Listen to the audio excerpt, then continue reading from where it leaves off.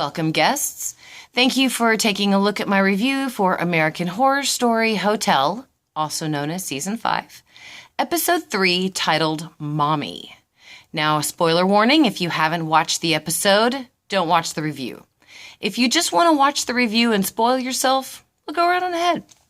This episode was written by James Wong, and it was directed by Bradley Buecker. So, seeing this Bradley guy, I guess, for the second time. Now, in this episode, it wasn't as action-packed as episode 1 and 2 necessarily was, but it was really great because we got some information on an arch enemy of the Countess. Now, in this episode, Tristan goes to see James Patrick March again.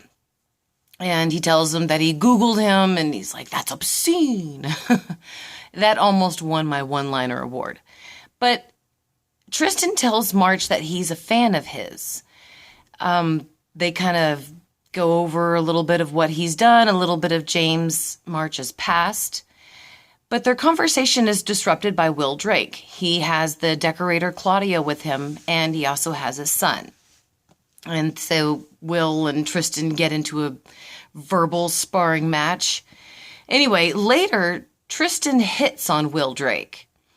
And it's because I guess he's doing bidding for James March.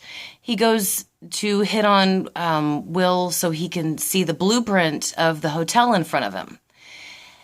And so anyway, March does not want the hotel to be changed. So I guess that's why he sent Tristan in to see Will, was so he could gain information on what Will's intentions are to change the hotel. So Tristan hits on Will at that point, but he wants to kill him too at one point. But the Countess stops him. And after Will has gone, she tells Tristan that she's broke from the Bernie Madoff scheme and that Will Drake will die, but he'll die after she marries him. So her ultimate goal with Will Drake is to marry him, get his fortune, and kill him so she can have it all, because she is unfortunately broke. Now, one thing in this episode that I thought was pretty cool was we get to see Alex and her obsession with Holden. Excuse me. When she describes at the beginning in an inner monologue going over certain scenes, she describes how she feels like she had finally fallen in love and that she found her soulmate when she had Holden. And the character Alex clearly confesses that the way that she feels for Holden, she does not feel for John and Scarlett. Only Holden. So we kind of get a little bit of explanation on her obsession over her son. Well, I mean, a mother's love over her child. However, a mother usually loves all of her children equally and not just one more than the other. So she tries to kill herself after Holden is taken. Alex tries to kill herself. And Alex says that when Holden was born, he smelled like lavender. Now, after he's taken and their life spirals downhill, and this is also after Scarlett tells Alex and John that she saw Holden inside the hotel and took his picture, and this is the blurry one. They take Scarlett to see a psychiatrist in this episode.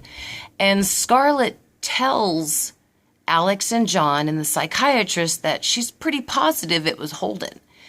And they ask her what makes her think that that was Holden. And Scarlett describes the room of the Nintendo and of the jelly beans that are in the wall, the candy that's disposed to them.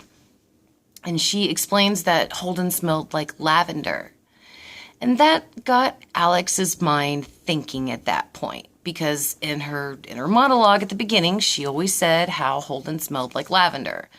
So when Scarlett says it, she finally pays attention to what her daughter has been saying about Holden being in the hotel.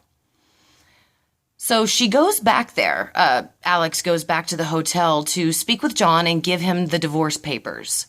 But after she leaves John, she sees Claudia, which is now a ghost in the hotel, and I'll explain that in just a second. She sees Claudia, and then she runs away from Claudia's ghost, and she confronts Holden. And she says, Holden? And he says, yes, or he says, hello, mummy. So he's a weird little kid in this show.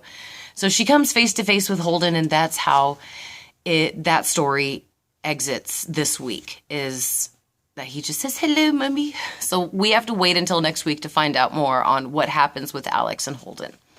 Now, we finally find out in this episode what happened to the poor junkie that was stitched into the mattress by Sally.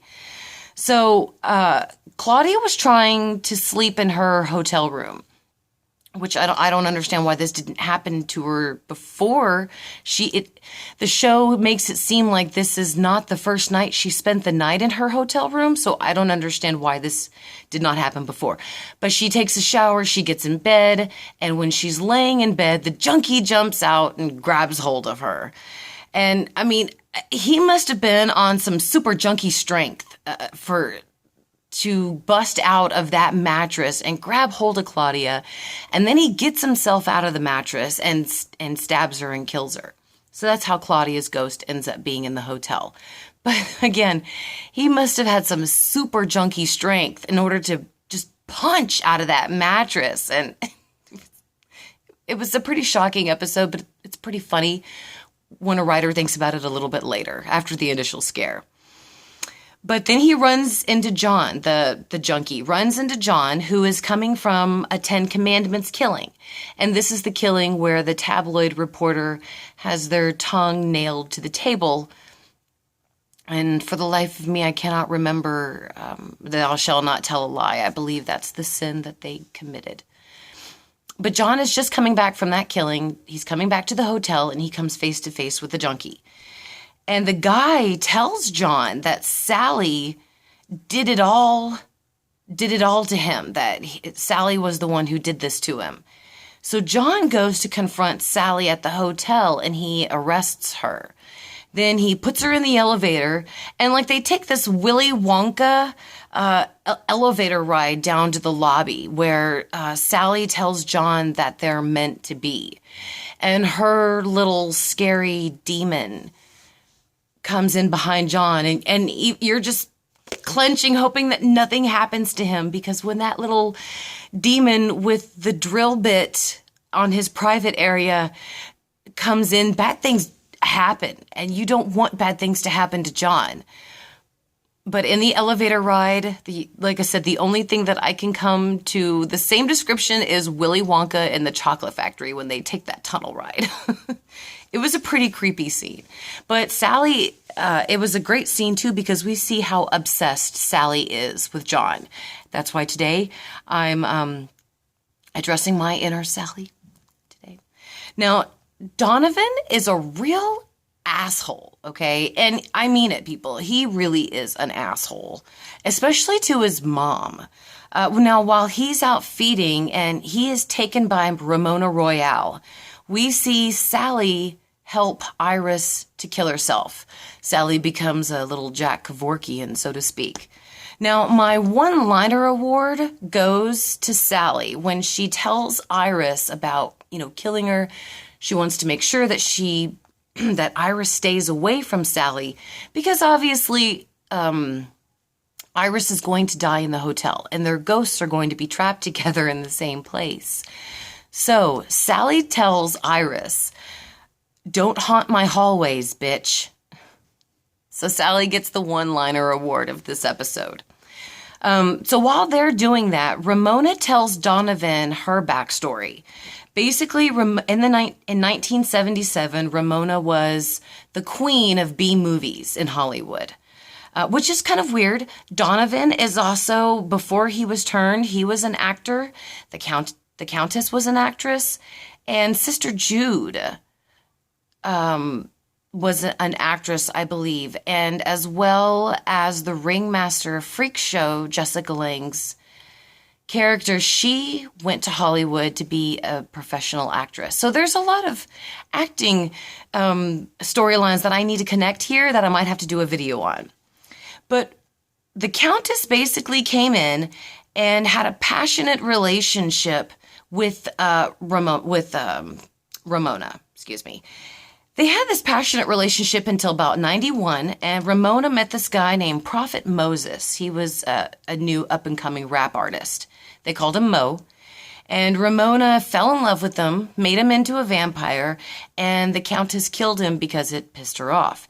She did not want Ramona making a child or loving anyone other than herself. So Ramona couldn't turn anybody, and she couldn't love anybody other than the Countess. So the Countess killed Mo. So Ramona's ultimate goal now is to kill the Countess's little village of the damned children. But Donovan reveals to Ramona that he's been dumped by the Countess, so he can't give her inside information anymore. So she kind of tosses him to the curb, too. I mean, poor Donovan. Even though he is an asshole, he has been dumped to the curb twice this episode. But when he goes back to the hotel, he's kind of down in the dumps, and Liz gives him a mental slap about how nobody else is going to love him more than his mother. And he feels bad because he treated Iris so terribly in the beginning of the episode. So he goes to find her, sees her with Sally, and sees that she's near death. So ironically, he uses his blood to bring Iris, to fix her and bring Iris back. And even Sally comments on the irony of what he's doing, because it's basically the same thing that Iris did to save Donovan.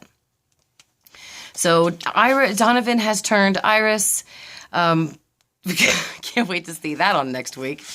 Okay, so that looks like that is it. We went over Alex, we went over Tristan, we went over John, and we went over Donovan and Ramona and her backstory. This was a great episode, a lot of information, so I hope I divulged all of it to you very well. If you want to help me out, please like the video. You can certainly subscribe to get notifications to all my videos. Every episode now is uploaded as soon as the episode comes out. So please send me a question, hit me with comments. Thank you very much again for taking a look at my video, and long live American Horror Story.